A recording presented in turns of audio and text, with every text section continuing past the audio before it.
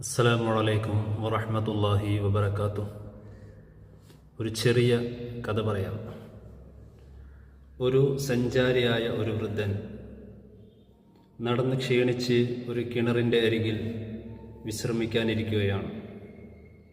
ആ സമയത്ത് 3 സ്ത്രീകൾ ആ കിണറ്റിൽ നിന്ന് വീട്ടാവശ്യത്തിനുള്ള വെള്ളമെടുക്കാൻ വേണ്ടി വരികയും അവർ വരുമ്പോൾ അവരുടെ ഓരോ കുടുംബവിശേഷങ്ങൾ സംസാരിച്ചു കൊണ്ടാണ് വരുന്നത്. അവരുടെ മക്കളെക്കുറിച്ച് പറയുകയാണ് അവിടെ നിന്ന്.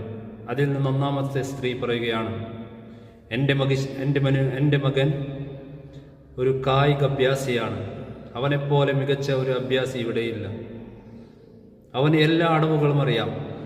അപ്പോൾ 2-ാമത്തെ സ്ത്രീ പറയുകയാണ്, എൻ്റെ മകൻ നല്ലൊരു ഗായകനാണ്, വളരെ സുന്ദരമായി മധുരമായ ശബ്ദത്തിലാണ് അവൻ പാട്ടുപാടുന്നത്.